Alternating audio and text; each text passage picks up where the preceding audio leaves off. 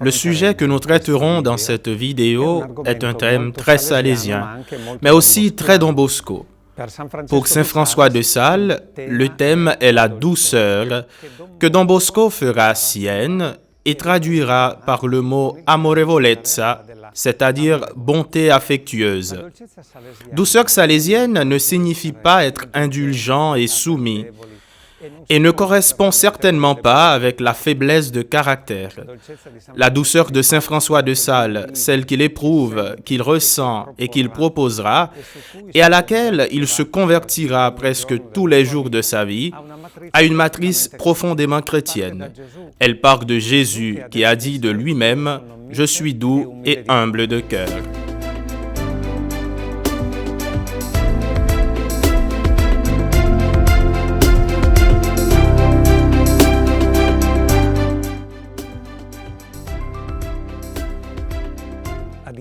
À vrai dire, la douceur n'est pas une réalité unique.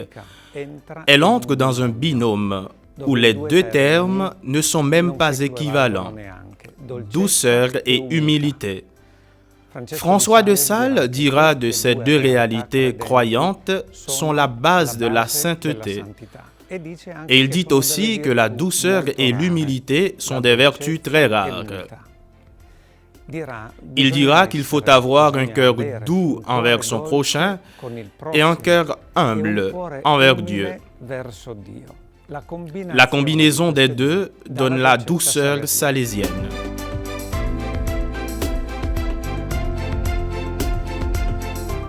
Nous disions que la primauté de ces deux vertus repose certainement sur l'humilité.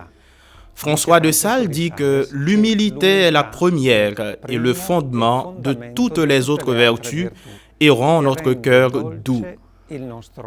Écoutons-le. Le Seigneur aime tant l'humilité qu'il n'a aucune difficulté à présumer que nous tombons dans le péché pour en retirer la sainte humilité. La charité et l'humilité sont les cordes principales, toutes les autres y sont attachées. Il faut seulement bien se maintenir entre ces deux-là. L'une est la plus basse, l'autre la plus haute. La conservation de tout l'édifice dépend des fondations et du toit. En gardant le cœur attaché à l'exercice de celle-ci, on n'a pas grande difficulté à trouver les autres. Ce sont les mères des vertus. Elles les suivent comme les poussins suivent leurs poules. La vertu d'humilité que François de Sales cultive beaucoup et depuis longtemps pour lui-même est une vertu fondamentale. La baronne de Chantal, lorsqu'elle rencontre François de Sales, entame une correspondance avec lui et elle est fascinée par la sainteté qui se dégage de lui. Elle écrit à François avec beaucoup d'estime, le qualifiant même de saint. Et ce langage, cette façon de voir considérer sa pauvre personne, l'embarrasse beaucoup, car dans une de ses lettres, François lui écrit « Puisque cela me revient, je dois vous interdire le mot saint quand vous écrivez sur moi, car ma fille, en moi, la sainteté est plus apparente que vraie. Et puis, la canonisation des saints n'est pas de votre compétence. »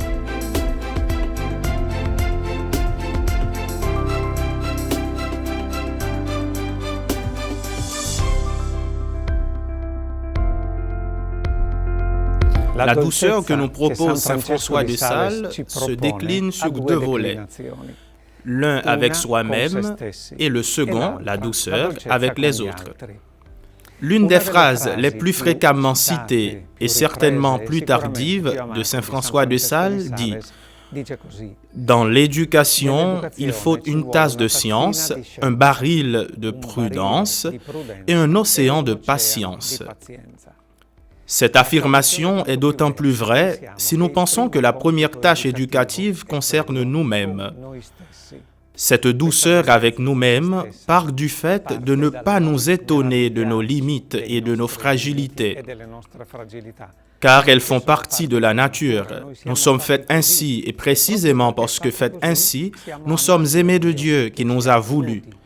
Et puis cette douceur vient du fait d'endurer nos limites. Pas avec dureté cependant, mais avec beaucoup de patience, avec beaucoup de sainte patience, dirions-nous, qui n'est pas résignation, mais qui vient de l'humilité et grandit avec une grande miséricorde. Avec un grand réalisme évangélique, François de Sales affirme « Soyez patient avec tout le monde, mais surtout avec vous-même. Je veux dire que vous ne devez pas troubler de vos défauts et avoir toujours le courage de vous en débarrasser. Je suis heureux si vous recommencez chaque jour. Il n'y a pas de meilleur moyen de perfectionner sa vie spirituelle que de toujours recommencer et de ne jamais penser qu'on en a assez. »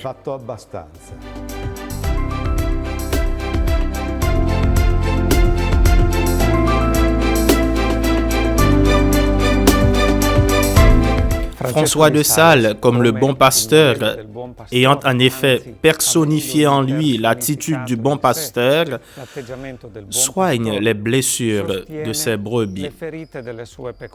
Recueillons encore un passage de lettre de François. Nous n'avons pas à nous complaire dans nos défauts, mais ils ne doivent pas nous étonner ou nous décourager. Au contraire, nous devons en tirer humilité et méfiance en nous-mêmes, mais sans de découragement ni de tristesse, encore moins en nous méfiant de l'amour de Dieu pour nous. Car Dieu n'aime pas nos défauts et nos péchés véniels. Mais comme la faiblesse de l'enfant déplaît à sa mère, qui ne cesse pourtant pas de l'aimer pour autant, bien plus, elle l'aime tendrement, avec compassion. De la même manière, Dieu ne cesse de nous aimer tendrement. En parlant de la bataille quotidienne de sa conversion et de notre conversion, François s'exprime avec un oxymore particulièrement intéressant. Il dit « Il faut être doucement en guerre ».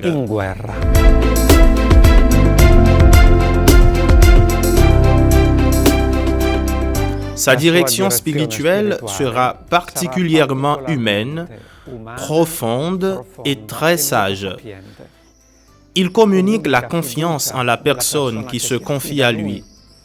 Cette direction spirituelle naît d'un profond optimisme spirituel et elle est certainement et puissamment encourageante.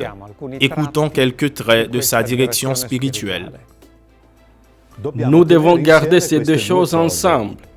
Une affection extrême pour le bien, pour la prière quotidienne, pour nos engagements à nous devenir meilleurs, sans nous laisser troubler du tout, sans nous inquiéter ou nous étonner. Il nous arrive de nous commettre des manquements. Le premier élément dépend de notre fidélité, qui doit toujours être totale et grandir d'heure en heure. Le second dépend de notre faiblesse, dont nous ne pourrons jamais nous libérer en cette vie mortelle.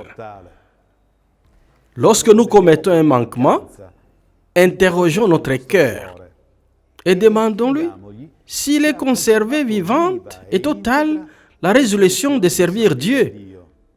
Puis disons-lui, « Pourquoi râles-tu donc maintenant ?» Et il répondra, « J'ai été surpris. Je ne sais pas comment, mais maintenant, je suis tellement découragé. Hélas, chère fille, il faut lui pardonner à ce pauvre cœur. Ce n'est pas par infidélité qu'il se trompe, c'est par faiblesse. »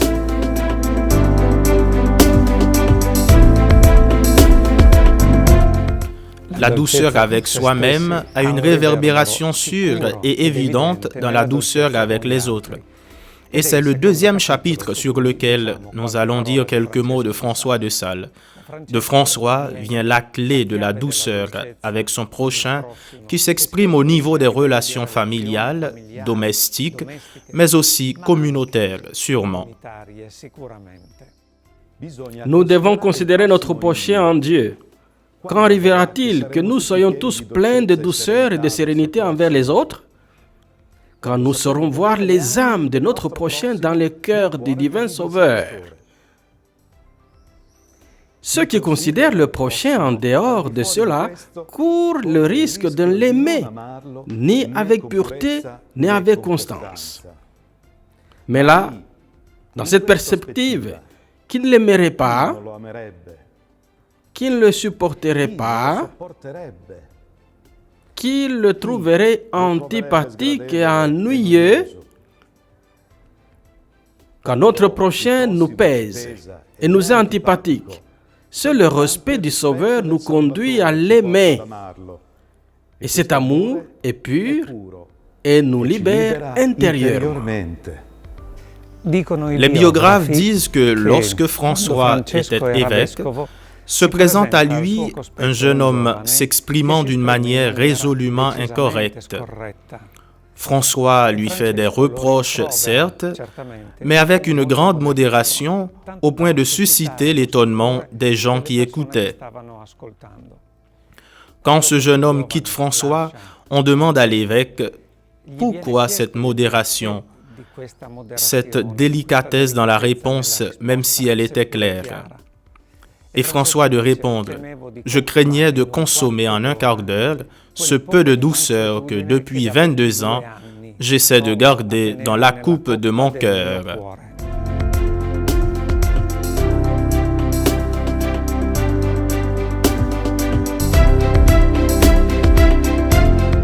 Paul VI, Saint Paul VI, en 1967, pour célébrer le 400e anniversaire de la naissance de Saint François de Sales, a écrit une lettre apostolique intitulée « Sabaudiae Gemma, joyau de la Savoie ». En dépeignant la douceur de Saint François envers les autres, le pape affirmait « En lui se trouve intégrité suprême de vie, douceur et bonté suprême. Il n'est jamais violent dans les discussions. Il aime ceux qui sont dans l'erreur, tout en corrigeant leurs erreurs. Et si ses positions sont différentes, il n'utilise jamais l'opposition polémique. Tenace dans l'amour, dans la prière, dans l'éclairage qu'il apporte, il sait être infiniment patient et ramener progressivement les errants à la plénitude de la vérité.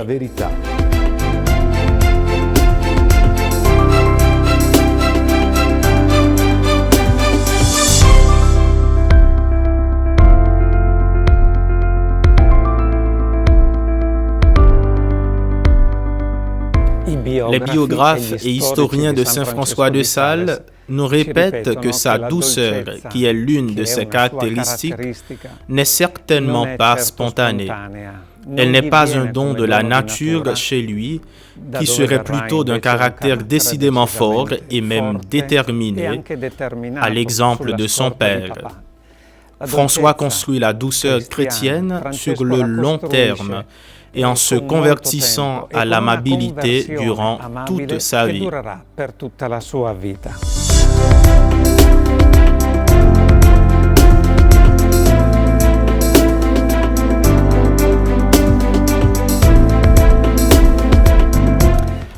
Voilà donc terminée cette petite étude sur la douceur salésienne. Et nous nous quittons en nous disant au prochain épisode, où nous dirons quelque chose sur François de Sales et ses Philotées. Nous pourrions évoquer le thème « François et le monde féminin en recherche de Dieu », un chapitre très intéressant qui durera toute sa vie.